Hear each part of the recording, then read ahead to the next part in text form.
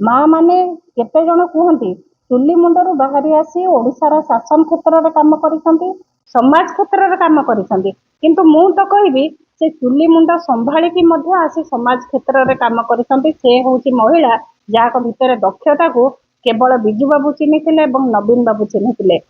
2018ରେ ଯେତେବେଳେ ଭଉଣୀ ସ୍ନେହାଗିନୀ ଛୁରିଆ ଆପଣଙ୍କ ସାମ୍ନାରେ ତଥ୍ୟ ରଖୁଥିଲେ, ଯେତେବେଳେ ନବୀନ ବାବୁ ବିଧାନସଭାରେ ସର୍ବସମ୍ମତି କ୍ରମେ ବିଭିନ୍ନ ରାଜ୍ୟକୁ ତାଙ୍କର ନେତା ମନ୍ତ୍ରୀ ମାନଙ୍କୁ ପଠେଇଥିଲେ ଯେ କୋଉଭଳି ଭାବରେ ପ୍ରତ୍ୟେକ ଷ୍ଟେଟ୍ରେ ଆମର ପ୍ରତିନିଧିତ୍ୱ ରହୁ, ଯେ ଆମେ ମହିଳା ବିଲ୍ କେନ୍ଦ୍ର ସରକାର ଆଣନ୍ତୁ। ଆପଣ ଦେଖିଥିବେ 2019ରେ ମଧ୍ୟ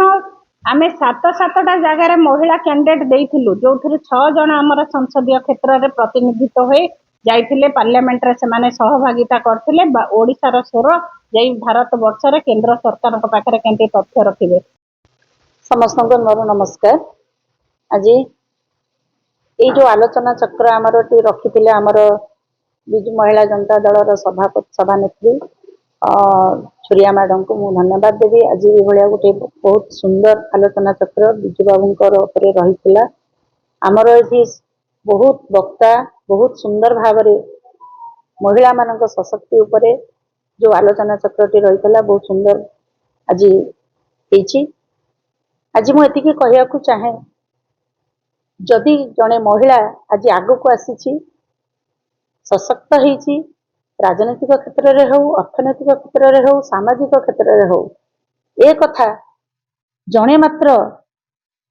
ଚିନ୍ତା କରିଥିଲେ ସେ ପ୍ରଭାତ ପୁରୁଷ ବିଜୁ ପଟ୍ଟନାୟକ, ମହାରାଷ୍ଟ୍ର ନୀତିଜ୍ଞ, ମହାସ୍ୱାଧୀନତା ସଂଗ୍ରାମୀ। ଯୋଉ ସେ ଅବଦାନ ତାଙ୍କର ମହିଳା ମାନଙ୍କ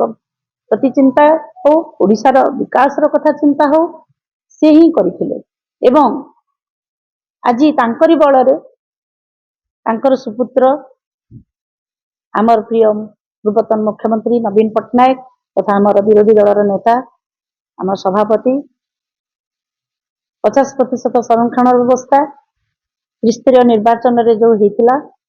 ଆଜି ପ୍ରତ୍ୟେକ ମହିଳା ଆଜି ଘରୁ ବାହାରିଥିଲେ। ସେତେବେଳେ ପ୍ରତ୍ୟେକ ମହିଳା ଘରୁ ବାହାରି ଆସିଥିଲେ ଏବଂ ଜଣେ ୱାର୍ଡ ମେମ୍ବରଠୁ ହଉ, ସରପଞ୍ଚ ହଉ, ସମିତି ସଭ୍ୟା ହଉ, ଜିଲ୍ଲା ପରିଷଦ ହଉ, ଆଜି ଯୋଉ ଆପଣ ମାନେ ଦେଖୁଛନ୍ତି ଆମର 30ଟି ଜିଲ୍ଲାରେ 21 ଜଣ ଜିଲ୍ଲା ପରିଷଦ ମହିଳା ଅଛନ୍ତି ଏବେ। ଏବଂ ଏଇ ମହିଳାଙ୍କୁ ସମ୍ମାନ ଦେଇଥିଲେ କିଏ? ଆଜି ବିଜୁ ଜନତା ଦଳର ସମସ୍ତ ମହିଳା ଯୋଉ ସଶକ୍ତ ହେଇଛନ୍ତି, ସମସ୍ତ ଯୋଉ ଆଜି ମିଶନ ଶକ୍ତି ହେଇଥିଲା, ମିଶନ ଶକ୍ତିର ବଳରେ ଆଜି ସଶକ୍ତ ହେଇଥିଲେ ମହିଳା ମାନେ ଏବଂ ସାମାଜିକ କ୍ଷେତ୍ରରେ ଅର୍ଥନୈତିକ କ୍ଷେତ୍ରରେ ସଶକ୍ତ ହେଇଥିଲେ। ଏବଂ ଯୋଉ ମହିଳା ଶିଶୁ ବିଭାଗ ଗଠନ ହେଇଥିଲା ଏବଂ ମହିଳା ମାନଙ୍କୁ ଆଗକୁ ନେବା ପାଇଁ ବିଜୁ ପଟ୍ଟନାୟକଙ୍କ ଠାରୁ ଆରମ୍ଭ କରି ନବୀନ ପଟ୍ଟନାୟକ ଯୋଉ ସହଭାଗିତା କରିଥିଲେ, ସେ ଗୋଟେ ସେ ମହିଳା ଡେସ୍କ ତିଆରି କରାହେଇଥିଲା। ଆମର ମହିଳା ଶିଶୁ ବିଭାଗ ମନ୍ତ୍ରୀ ମଧ୍ୟ ଅଛନ୍ତି ଏଠି, ସେ କହିବେ ନିଶ୍ଚିତ ଭାବରେ କହିଛନ୍ତି। ଏବଂ ମୁଁ ଗୋଟିଏ କଥା କହିବାକୁ ଚାହେଁ, ଆଜି ବିଜୁ ପଟ୍ଟନାୟକ ଯାହା କରିଯାଇଛନ୍ତି ଆଜି ତାର ଅନୁକରଣ କରାଯାଉଛି ସତ, କିନ୍ତୁ ଭାରତୀୟ ଜନତା ପାର୍ଟି ଆଜି ଯୋଉ ବିଲଟି କରାହଉଛି ଆଣିବାକୁ ଯାଉଛନ୍ତି, ଏଇ 3 ଦିନ ଭିତରେ ଗୋଟିଏ ଦିନ ଆମର ବିଲଟି ଆସିବ, ଯୋଉ ଚେଷ୍ଟା ଚଲେଇଛନ୍ତି ତାହା ସଫଳ ହଉ ଆମେ ଏତିକି କାମନା କରୁଛୁ। କିନ୍ତୁ ସେ ତାଙ୍କର ଆନ୍ତରିକତା ରହୁ, ଯାହା ବି କରୁଛନ୍ତି ମହିଳା ମାନଙ୍କ ପ୍ରତି ଆନ୍ତରିକତା ରହୁ, ସମ୍ମାନ ରହୁ। ମୁଁ ବି ପାର୍ଲାମେଣ୍ଟରେ ଯେତେବେଳେ ଥିଲି ସେ ବିଲଟି ଆସିଥିଲା ଏବଂ ବହୁତ ଆଲୋଚନା ଚକ୍ର ହେଇଥିଲା। ସେଇ ବିଲ୍ ଆଣିବା ପାଇଁ ବହୁତ ଚେଷ୍ଟା ଆମେ କରିଥିଲୁ ଏବଂ କିନ୍ତୁ ସେତେବେଳେ ସେ ଆଣି ନଥିଲେ, ସେତେବେଳେ ଚାହିଁଥିଲେ ସେ ଆଣିପାରିଥାନ୍ତେ। ତେଣୁ ଆଜି ଯାହା କରୁଛନ୍ତି ଆମକୁ ଏଇଟା କିଛି ଗୋଟେ ପ୍ରହସନ ଭଳିଆ ଲାଗୁଛି। ତେଣୁ ଆମ ଏଇ ପ୍ରହସନ ଆଜିର ଦିନରେ ସବୁ ମହିଳା ଚାହିଁ ବସିଛନ୍ତି ଏ ବିଲ୍ଟି କିପରି ଆସୁ ଏବଂ ତାକୁ ତାର ସଫଳ ରୂପାୟନ ହଉ, ତାଙ୍କର ସଦିଚ୍ଛା ଓ ଆନ୍ତରିକତା ରହୁ, ଏ କଥା ଆମେ କାମନା କରୁଛୁ। ତେଣୁ ଆମେ ବିଲ୍କୁ ସ୍ୱାଗତ କରୁଛୁ। କିନ୍ତୁ ଯାହା କରିଯାଇଛନ୍ତି ବିଜୁ ପଟ୍ଟନାୟକ, ଯାହା କରିଛନ୍ତି ନବୀନ ପଟ୍ଟନାୟକ, ତାହା ସ୍ୱର୍ଣ୍ଣାକ୍ଷରରେ ଲିପିବଦ୍ଧ ହେଇକି ରହିଛି ଏବଂ ପ୍ରତ୍ୟେକ ରାଷ୍ଟ୍ର, ଓଡ଼ିଶା କଥା କୁହନ୍ତୁ, ଓଡ଼ିଶା ବାହାରେ କୁହନ୍ତୁ, ଭାରତ ବର୍ଷରେ କଥା କୁହନ୍ତୁ, ବିଜୁ ପଟ୍ଟନାୟକ ନବୀନ ବାବୁ ଯାହା କରିଯାଇଛନ୍ତି ମହିଳା ମାନଙ୍କ ପାଇଁ, ତାହା ସମସ୍ତ ବିଶ୍ୱ ତାର ପ୍ରଶଂସା କରୁଛି ଆଜିର ଦିନରେ। ଏବଂ ଆଉ ମହିଳାଙ୍କୁ ସମ୍ମାନ କିପରି ଦିଆ ହୁଏ ତାହା ଏଇ ବିଜୁ जनता दल ही करथिला एवं आमे बिजु जनता दल जहाँ करिथिला आज बीजेपी जहाँ करबाकू जाउची ताहाको आमे स्वागत करूछु एवं आम आंतरिकतार सह करू एतिक आमे कामना करूछु। धन्यवाद। आज्ञा देखंतु या पूर्वर तो अनेक थर से कहिसंती जे डिलिमिटेशन हेबो संसद क्षेत्र बढ़िबो विधानसभा क्षेत्र बढ़िबो किंतु ताको कार्य रे परिणत करिवा तांकर आंतरिकता नाही से कार्य रे परिणत करंतु देखिबा आज नारी शक्ति बंधन बिल आणुछंती 2023 रे मध्ये पारित हेतिला किंतु वर्तमान पुणी थरे आणुछंती जेहेतु तांको निर्वाचन लड़िबा अछि महिला मानकर भोट को हातेबार अछि तेणु आंतरिकता रहू जे संसद क्षेत्र बढ़ू विधानसभा क्षेत्र बढ़ू डिलिमिटेशन हो रिअर्गानाइजेशन हो एटा आमे स्वागत करूछु किंतु सेही आंतरिकता तांको भितरे नाही जो दिन हब से दिन पुणी आलोचना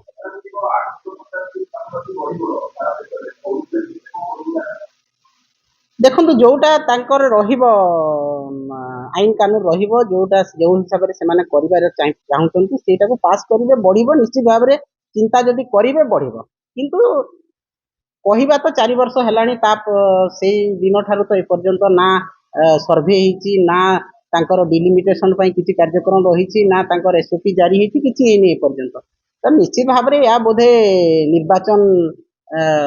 तांकर रणनीति बोली आमे भाबुछु आगामी दिन रे तेणु जदि हबो ताहले निहाती भाव रे ठीक अछि आमे स्वागत करिवो किंतु आंतरिकता नाही बोली आमे कहूछु एटा केवल लोकन को भुआ बुलेवा पई से कहूता शंख भवन रे महिला बिजु जनता दल रा गोटे आलोचना चक्र होथिला जो आलोचना चक्र थिला जे बिजु बाबूंकर अवदान कौन आ महिला मानकर को भली भाव रे ओडिसा रे तांकर सम्मान लागि बिजु बाबू कौन चिंता करथिले किंतु आपण जानिथिबे वर्तमान जो भली भाव रे केंद्र सरकार तरबरिया भाव रे गोटे स्पेशल सेशन रखी 16 17 18 तीन दिन धरी जो भली भाव रे महिला बिल आगत करबा लागि जो भली भाव रे प्रहसन करूछंती बीजेपी दल तरफरु बीजेपी तांकर दलर वर्तमान सरकार तरफरु मध्ये जो भली भाव रे तांकर विभिन्न पदक्षेप नौछंती एहा गोटे प्रहसन भलिया लागुची काहेकि ना जेतेबेले आपण जानिथिबे भारत वर्षर स्वाधीनता परे आमर जातिर जनक महात्मा गांधी पर जदि भारत वर्ष रे ओडिशा को माँ मानक सम्मान को किए चिंता करथिबे से आउ के नुह आमर प्रभात पुरुष बिजु बाबू जे कि 33% रिजर्वेशन पंचायत राज सिस्टम रे आनिथिले माँ मानक सम्मान को अक्षुण्ण रखी को भली भाव रे समाज रे सहभागिता आनिथिले से सहभागिता को सम्मान रो सह आगु को बढ़ेइथिले आमर सम्मानीय दलर सभापति आमर श्रीजुक्त नवीन पट्टनायक महोदय जी कि चिंता करथिले जे 50% पुरुष मानक पाखरे 50% महिला मानकर सहभागिता रहिले ही ओडिशा आगु को बढ़िबो माँ माने केते जण कहंती चुल्ली मुंडरू बाहरी आसी ओडिशार शासन क्षेत्र रे काम करिसंती समाज क्षेत्र रे काम करिसंती किंतु मु तो कहबी से चुल्ली मुंडा संभाली की मध्य आसी समाज क्षेत्र रे काम करिसंती से होची महिला जाक भितरे दक्षता को केवल बिजु बाबू चिन्हिथिले एवं नवीन बाबू चिन्हिथिले 2018 रे जेतेबेले भौणी स्नेहागिनी छुरिया आपणक सामना रे तथ्य रखुथिले जेतेबेले नवीन बाबू विधानसभा रे सर्वसम्मति क्रमे विभिन्न राज्य को तांकर नेता मंत्री मानक पठेइथिले जे को भली भाव रे प्रत्येक स्टेट रे हमर प्रतिनिधित्व रहू जे आमे महिला बिल केंद्र सरकार आणंतु आपण देखिथिबे 2019 रे मध्य आमे 7-7टा जगह रे महिला कैंडिडेट देइथिलु जो 6 जण हमर संसदीय क्षेत्र रे प्रतिनिधित्व होई जाइथिले पार्लियामेंट रे से माने सहभागिता करथिले ओडिसा रो स्वर जई भारत वर्ष रे केंद्र सरकार को पाखरे केंते तथ्य रखिबे सेथिरे हमर 80,000 एसएजी महिला भितरु गोटे माँ को एसएजी माँ को मध्य संसदीय क्षेत्र रे ताकू जिते गोटे संसद करके पठेइथिले बहुत लोक क्रिटिसाइज करथिले गोटे एसएजी माँ टे जे कोन करिवो किंतु ए वार्ता नवीन बाबू देइथिले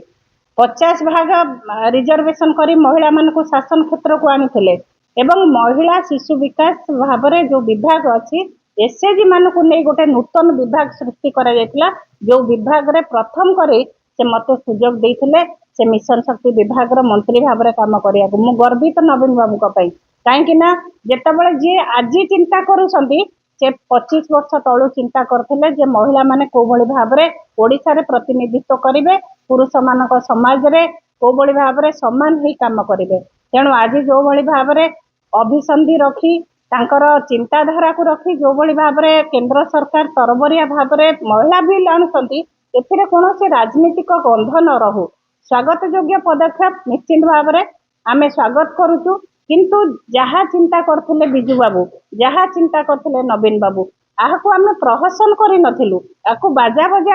ବଜେଇକିନି ସେ କୌଣସି ପ୍ରହସନ କରିନଥିଲେ, କିନ୍ତୁ ମହିଳାମାନେ ଉପକୃତ ହେଇଥିଲେ, ପୁରୁଷ ସମାଜରେ ସମ୍ମାନ ପାଇଥିଲେ। ତେଣୁ ନିଶ୍ଚିତ ଭାବରେ ଆଜିର ଦିନରେ ଯୋଉ ପ୍ରେସ୍ ମିଟ୍ କରାଯାଇଛି, ଆମେ ବିଜୁ ବାବୁଙ୍କ ଲାଗି ଓଡ଼ିଶା ମାଟି ଗର୍ବିତ, ମହିଳା ସମାଜ ଗର୍ବିତ, ନବୀନ ବାବୁଙ୍କ ଲାଗି ଆମର ମହିଳା ସମାଜ ଗର୍ବିତ। ଯଦି ଦରଦ ଥାନ୍ତା ଆଜିର ସରକାରକୁ, ଯୋଉଭଳି ଭାବରେ ପ୍ରତ୍ୟେକ ଦିନ ଦୁଷ୍କର୍ମ ହଉଛି, ତାଙ୍କ ମହିଳା ମନ୍ତ୍ରୀ ଯେ ଉପମୁଖ୍ୟମନ୍ତ୍ରୀ ଅଛନ୍ତି ଆଜି ଯୋଉଭଳି ଭାବରେ ପ୍ରହସନ କରିକି ପ୍ରେସ୍ ମିଟ୍ କରୁଛନ୍ତି, ନିଶ୍ଚିତ ଭାବରେ ଗୋଟିଏ ଦିନ ଯଦି ପ୍ରେସ୍ ମିଟ୍ରେ ବସି କହିଥାନ୍ତେ ଓଡ଼ିଶାର ମାଟେ କାନ୍ଦୁଛି, ଓଡ଼ିଶାର ମାଟେ ଗଣ ଦୁଷ୍କର୍ମ ହଉଛି, ନିଶ୍ଚିତ ଭାବରେ ଆମେ ଖୁସି ହେଇଥାନ୍ତୁ। ଧନ୍ୟବାଦ, ନମସ୍କାର। ଏବଂ এই ଆଲୋଚନା ଚକ୍ରର ଶୀର୍ଷକ ଥିଲା ମହିଳା ସଶକ୍ତିକରଣର ମହାନାୟକ ବିଜୁ ବାବୁ। ପ୍ରବାଦ ପୁରୁଷ ବିଜୁ ପଟ୍ଟନାୟକଙ୍କ ତିରୋଧାନ ଦିବସ 17 ତାରିଖରେ ପାଳନ କରୁଛୁ ଏବଂ ସେଇ ତିରୋଧାନ ଦିବସକୁ ଆମେ ଦୃଷ୍ଟିରେ ରଖି ତାଙ୍କୁ ସ୍ମରଣ କରିବା ଉଦ୍ଦେଶ୍ୟରେ ତାଙ୍କର ଯାହା କାର୍ଯ୍ୟକଳାପ ଓଡ଼ିଶା ପାଇଁ ଲୋକଙ୍କୁ ମହିଳାମାନଙ୍କୁ ସାମ୍ବିଧାନିକ ଅଧିକାର ଦେବା ପାଇଁ ଯାହା କରିଥିଲେ ତା ଉପରେ ଗୋଟେ ଆଲୋଚନା ଚକ୍ର ଆମେ କରିଥିଲୁ। ତେଣୁ এই ଆଲୋଚନା ଚକ୍ର ଉଦ୍ଦେଶ୍ୟ ଏବଂ ଲକ୍ଷ୍ୟ ରହିଲା ଯେ ଆଜି ଆସନ୍ତାକାଲି 16, 17 ଏବଂ 18 ପାର୍ଲାମେଣ୍ଟରେ ନାରୀ ଶକ୍ତି ବନ୍ଦନ ଅଧିନିୟମ ପୁଣି ଥରେ ଏମେଣ୍ଡମେଣ୍ଟ ହେବାକୁ ଯାଉଛି ଏବଂ এই ଓମେନ ରିଜର୍ଭେସନ ବିଲ୍ରେ ଆଣିବା ପାଇଁ ଓଡ଼ିଶାରୁ ପ୍ରବାଦ ପୁରୁଷ ବିଜୁ ପଟ୍ଟନାୟକ, ଆମର ପ୍ରିୟ ନେତା ନବୀନ ପଟ୍ଟନାୟକ ମହୋଦୟ କେତେ ତାଙ୍କର ଅବଦାନ ରହିଛି ସେ ଉପରେ ନିଶ୍ଚିତ ଭାବରେ ଆଉ ଗୋଟେ ଆଜି ଆମେ ଆଲୋକପାତ କରିବା। ଯେତେବେଳେ ଭାରତବର୍ଷ ଚିନ୍ତା କରିନଥିଲା ମହିଳାମାନଙ୍କୁ ଅଧିକାର ଦେବାର କଥା, ମହିଳାମାନଙ୍କୁ ନ୍ୟାୟ ଦେବା କଥା ଚିନ୍ତା କରିନଥିଲା, ସେହି ସମୟରେ ପ୍ରବାଦ ପୁରୁଷ ବିଜୁ ପଟ୍ଟନାୟକ ତାଙ୍କର ମୁଖ୍ୟମନ୍ତ୍ରୀ ସମୟରେ ଏ ଚିନ୍ତା କଲେ ଯେ ଯେତେବେଳେ ମହିଳା ଜଣେ ଘର ସମ୍ଭାଳି ପାରୁଛି ସେ କାହିଁକି ଆସିକି ପଲିସି ଡିସିଜନରେ ଭାଗ ନେଇପାରିବ ନାହିଁ। ତାକୁ ରାଜନୈତିକ ସହଭାଗିତା ଦେବା ପାଇଁ ଚିନ୍ତା କଲେ ପ୍ରବାଦ ପୁରୁଷ ବିଜୁ ପଟ୍ଟନାୟକ, ଯାହାକି 33% ରିଜର୍ଭେସନ କରାହେଲା 1992 ମସିହା। ଆଜିଠୁ 3 ଦଶନ୍ଧିରୁ ଉର୍ଦ୍ଧ୍ୱ ଯେଉଁ ସମୟରେ ମହିଳାମାନଙ୍କୁ ରାନ୍ଧିବାର ଗୋଟେ ମେସିନ୍, ଛୁଆ ଜନ୍ମ କରିବାର ମେସିନ୍ ଭଳିଆ ସମାଜରେ ବ୍ୟବହାର କରାଯାଉଥିଲା, ସେହି ସମୟରେ ପ୍ରବାଦ ପୁରୁଷ ବିଜୁ ପଟ୍ଟନାୟକ ମହିଳାଙ୍କର ସାମାଜିକ ଅଧିକାର, ରାଜନୈତିକ ଅଧିକାର, ଅର୍ଥନୈତିକ ସ୍ୱଚ୍ଛଳତା କଥା ଚିନ୍ତା କରିଥିଲେ ଏବଂ 33% ସ୍ଥାନ ସଂରକ୍ଷଣ କଲେ ପଞ୍ଚାୟତ ରାଜ ଇନଷ୍ଟିଟ୍ୟୁସନରେ ଏବଂ ଅର୍ବାନ ଲୋକାଲ ବଡିଜରେ। ଫଳତଃ ୱାର୍ଡ ମେମ୍ବର ଠାରୁ ଆରମ୍ଭ କରି ଜିଲ୍ଲା ପରିଷଦ ଅଧ୍ୟକ୍ଷା ପର୍ଯ୍ୟନ୍ତ ଏବଂ ଏନ୍ଏସି ଅଧ୍ୟକ୍ଷା ଏବଂ ଏନ୍ଏସି କାଉନସିଲର ଠୁ ଆରମ୍ଭ କରି ମହାନଗର ନିଗମର ମେୟର ଏବଂ କର୍ପୋରେଟର ପର୍ଯ୍ୟନ୍ତ এই ଗୁରୁତ୍ୱପୂର୍ଣ୍ଣ କଥା ଯେତେବେଳେ ପ୍ରବାଦ ପୁରୁଷ ବିଜୁ ପଟ୍ଟନାୟକ ଆରମ୍ଭ କରିଥିଲେ, ତାହା ମହିଳାମାନଙ୍କୁ ଗୋଟେ ସାମ୍ବିଧାନିକ ଅଧିକାର ଦେଇଥିଲା, ସମାଜରେ ରାଜନୈତିକ କ୍ଷେତ୍ରରେ ସହଭାଗିତା ଦେଇଥିଲା ଏବଂ ତାପରେ ପ୍ରବାଦ ପୁରୁଷ ବିଜୁ ପଟ୍ଟନାୟକ ଚିନ୍ତା କଲେ ଯେ ସେହି ସମୟରେ 1992 ମସିହାରେ ମହିଳା କମିଶନ ତିଆର କରାଯାଉ, ମହିଳାମାନଙ୍କର ଅଧିକାର ତାଙ୍କର ପ୍ରତି ଯଦି ଅବିଚାର କରାହେବ ତାକୁ କିଏ ସୁରକ୍ଷା ଦେବ, ତା ପାଇଁ ଗୋଟେ ମହିଳା କମିଶନ ଗଠନ କରାଗଲା ତାଙ୍କର ନେତୃତ୍ୱରେ ତାଙ୍କ ମୁଖ୍ୟମନ୍ତ୍ରୀଙ୍କ ସମୟରେ। ଏବଂ ଆଉ ଗୋଟେ ଗୁରୁତ୍ୱପୂର୍ଣ୍ଣ କଥା କରିଥିଲେ ପ୍ରବାଦ ପୁରୁଷ ବିଜୁ ପଟ୍ଟନାୟକ ଯେ ଏ ମହିଳା ଏବଂ ଶିଶୁ ବିକାଶ ବିଭାଗ ତାଙ୍କ ସମୟରୁ ହିଁ ଆରମ୍ଭ ହୋଇଥିଲା,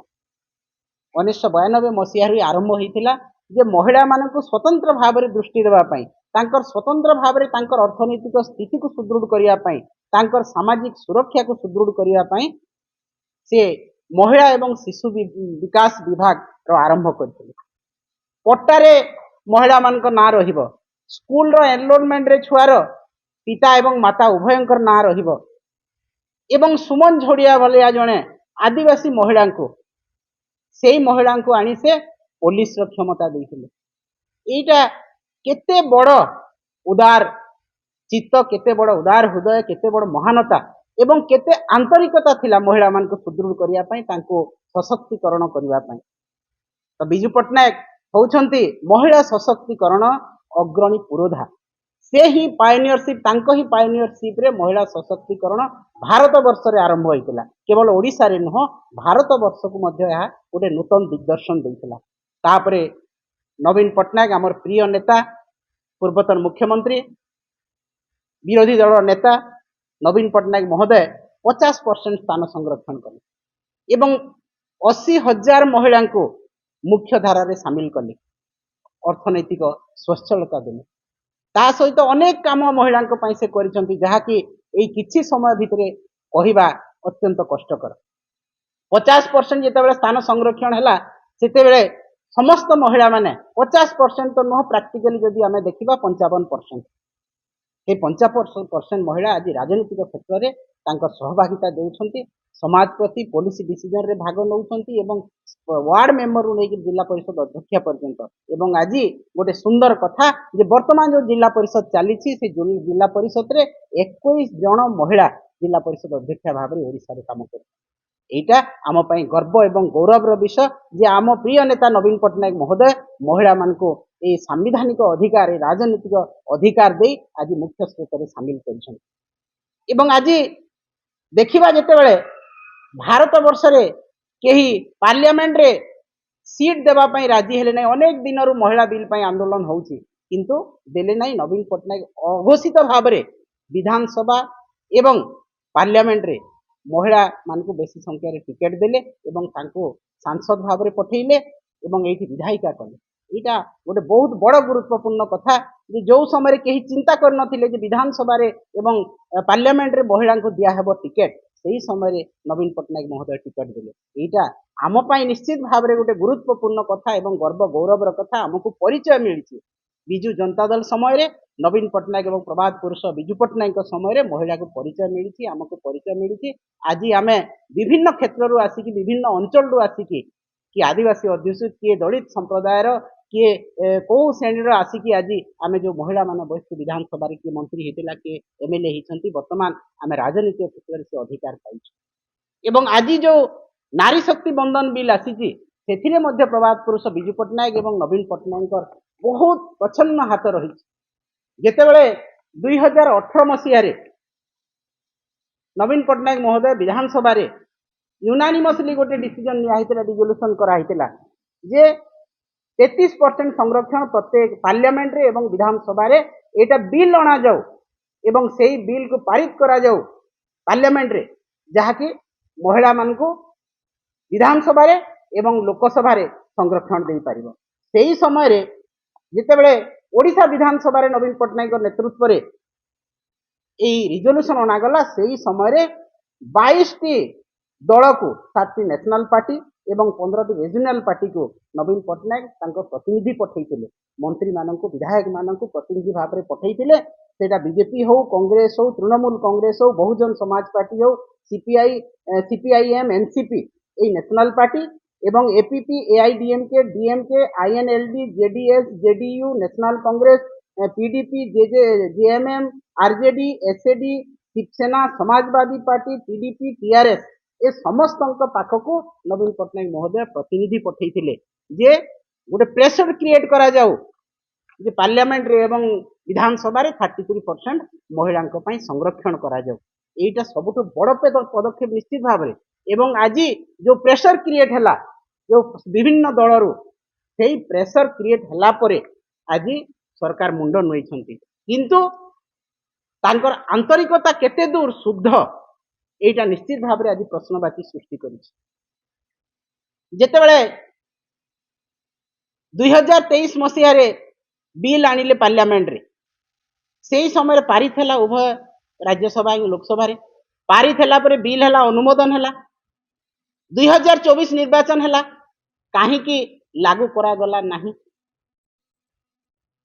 कौन तांकर आंतरिकता अछि कि नहीं आपण माने बुझंतु आज जेतेबेले विभिन्न राज्यर इलेक्शन हेबाकू जाउछि ଯେତେବେଳେ ମହିଳା ମାନେ ଅସୁରକ୍ଷିତ ଦିନକୁ 20 ଜଣ ମହିଳାଙ୍କର ଦୁଷ୍କର୍ମ କେବଳ ଓଡ଼ିଶାରେ ହେଉଛି ଏବଂ ବିଜେପି ଶାସିତ ରାଜ୍ୟରେ ଭାରତ ବର୍ଷରେ ଆଜି ମହିଳା ଅସୁରକ୍ଷିତ ଆଜି ଦରଦାମ ବୃଦ୍ଧିରେ ମହିଳା ମାନେ ଅତିଷ୍ଠ ଆଜି ମହିଳା ମାନଙ୍କର ତାଙ୍କର ରାଜନୈତିକ ଅଧିକାର କ୍ଷୁଣ୍ଣ ହେଉଛି ତ ଏଇ ଭଳିଆ ପରିସ୍ଥିତିରେ ପୁଣି ଥରେ କେନ୍ଦ୍ର ସରକାର ଏଇ ବିଲ୍କୁ କାଲିଠୁ ପାର୍ଲାମେଣ୍ଟରେ ଉପସ୍ଥାପନ କରିବା ପାଇଁ ଯାଉଛନ୍ତି ସେଥିରେ କ'ଣ ତାଙ୍କର ବାହାନା ଅଛି ଯେ ଡିଲିମିଟେସନ ଅଛି ଆଗକୁ ଏବଂ ରିଅର୍ଗାନାଇଜେସନ এইটা ହେଲା ପରେ ଆମର 33% କୁ ଆମେ ଲାଗୁ କରିବୁ 2024 ରେ କରିପାରିଥାନ୍ତ ତୁମେ 2014 ରୁ ଭାରତର ଶାସନରେ ଅଛ ନାରୀ ମାନଙ୍କୁ ଯଦି ଏତେ ସମ୍ମାନ ଦଉଛ ନାରୀ ମାନଙ୍କୁ ଯଦି ରାଜନୈତିକ କ୍ଷେତ୍ରରେ ସହଭାଗିତା ଦେବା ପାଇଁ ଯଦି ଆନ୍ତରିକତା ଅଛି ପ୍ରକୃତରେ ଭାରତୀୟ ଜନତା ପାର୍ଟିର ତାହେଲେ ସେ ସରକାର ନିହାତି ଭାବରେ ଆଗରୁ ବିଲ୍ ଆଣିବା କଥା ଏବଂ ବର୍ତ୍ତମାନ ଭିତରେ ମହିଳା ମାନଙ୍କୁ ରାଜନୈତିକ ସହଭାଗିତା ଦେବା କଥା ପାର୍ଲାମେଣ୍ଟ ଏବଂ ବିଧାନସଭାରେ 2023 ରେ ଆପଣ ମାନେ ଭୁଆଁ ବୁଲେଇଲେ ମହିଳା ମାନଙ୍କୁ ଏବଂ ଆଜି ଯେତେବେଳେ ନିର୍ବାଚନ ଅଛି সেই ନିର୍ବାଚନକୁ ଆଖିରେ ରଖି ମହିଳା ମାନେ ଯେତେବେଳେ ଭାରତୀୟ ଜନତା ପାର୍ଟି ଉପରେ ବିତୃଷ୍ଣା ହେଲେଣି ଯେତେବେଳେ ବ୍ୟତିବ୍ୟସ୍ତ ହେଇପଡ଼ିଲେ ଅତ୍ୟାଚାରରେ ଭାରତ ବର୍ଷରେ ଭାରତୀୟ ଜନତା ପାର୍ଟିର ଅତ୍ୟାଚାରରେ ମହିଳା ମାନେ ଅତିଷ୍ଠ ହେଲେଣି ସେହି ସମୟରେ ମହିଳା ମାନଙ୍କୁ ଭୁଆଁ ବୁଲେଇବା ପାଇଁ କୌଣସି ପ୍ରକାର ଆନ୍ତରିକତା ନାହିଁ କେବଳ ଆଗାମୀ ଇଲେକ୍ସନରେ ମହିଳାଙ୍କ ଡାଇଭର୍ଟ କରିବା ପାଇଁ ଆପଣ ଏଇ ବିଲ୍ଟା ଆଣୁଛନ୍ତି ପୁଣି ଥରେ ତେଣୁ ନିହାତି ଭାବରେ ଯଦି ଆପଣଙ୍କର ଆନ୍ତରିକତା ଅଛି କୌଣସି ରାଜନୈତିକ ଅଭିସନ୍ଧି ନାହିଁ ତାହେଲେ ଆମେ ତାକୁ ସ୍ୱାଗତ ଜଣାଉଛୁ ଏବଂ ଯଦି ରାଜନୈତିକ ଅଭିସନ୍ଧି ଆପଣଙ୍କର ରହିଛି ଏବଂ 29 ରେ ଲାଗୁ କରିବା କଥା ଯାହା କହୁଛନ୍ତି ଯଦି ଲାଗୁ ନ ହୁଏ ତାହେଲେ ନିହାତି ଭାବରେ ମହିଳା ମାନେ ଏହାର ଆପଣ ମାନଙ୍କୁ ଦେବେ କ'ଣ ବିଚାର ହେବ ମହିଳା ମାନଙ୍କ ଭିତରେ ତାଙ୍କ ବିବେକ ନିହାତି ଭାବରେ ଆପଣଙ୍କୁ ସେଇ ପ୍ରକାର ଚିନ୍ତାଧାରା ଯାହା ରହିଛି ମହିଳା ମାନଙ୍କ ସେଇଟା ପ୍ରତିଫଳିତ ହେବ ଆସନ୍ତା ନିର୍ବାଚନରେ ଏବଂ ଆମେ ସବୁବେଳେ ସ୍ୱାଗତ କରୁଛୁ ମହିଳା ବିଲ୍କୁ କିନ୍ତୁ ରାଜନୈତିକ ଅଭିସନ୍ଧି ନ ରହୁ କୌଣସି ପ୍ରକାର ମହିଳା ମାନଙ୍କୁ ଧୂଆଁ ବାଣରେ ଉଡେଇବା ପାଇଁ ଚିନ୍ତା ନ ରହୁ କିମ୍ବା ଏଇଟା ଆଗାମୀ ଇଲେକ୍ସନକୁ ନେଇକିରି ରାଜ୍ୟର ବିଭିନ୍ନ ରାଜ୍ୟର ଇଲେକ୍ସନକୁ ନେଇକିରି ସେଇ ଭଳିଆ ଚିନ୍ତାଧାରାରେ ସରକାର ନ କରନ୍ତୁ ନହେଲେ ଆଗାମୀ ଦିନରେ ଏଇଟା ନିଶ୍ଚିତ ଭାବରେ ବୁମେରାଙ୍ଗ ହେବ ସରକାରଙ୍କ ପ୍ରତି ଏବଂ ଯଦି 29 ମସିହାରେ ମହିଳାଙ୍କ ପାଇଁ ସେ ଆନ୍ତରିକତାର ସହିତ ଆଣୁଛନ୍ତି ତାହେଲେ 29 ମସିହାରେ ମହିଳାଙ୍କୁ ରିଜର୍ଭେସନ ଦିଅନ୍ତୁ ଏବଂ ଆଗାମୀ ଦିନରେ ମହିଳା ମାନଙ୍କର ସୁରକ୍ଷା ମହିଳା ମାନଙ୍କର ତାଙ୍କର ଯୋଉ ଗୋଟିଏ ଦିନରେ ଦୁଷ୍କର୍ମ ହଜାର ହଜାର ମହିଳା ହେଉଛନ୍ତି ତାକୁ ବନ୍ଦ କରନ୍ତୁ ଆଇନ ଶୃଙ୍ଖଳାକୁ ନିୟନ୍ତ୍ରଣ ରଖନ୍ତୁ ଏବଂ ଯୋଉ ମହିଳା ମାନଙ୍କୁ ସେ ଅଧିକାର ଦେବା ପାଇଁ ଚାହୁଁଛନ୍ତି ନ୍ୟାୟ ଦେବା ପାଇଁ ଚାହୁଁଛନ୍ତି ସେଇ ନ୍ୟାୟ ସାମାଜିକ ସ୍ତରରେ ଦିଅନ୍ତୁ ରାଜନୈତିକ ସ୍ତରରେ ଦିଅନ୍ତୁ ଧନ୍ୟବାଦ।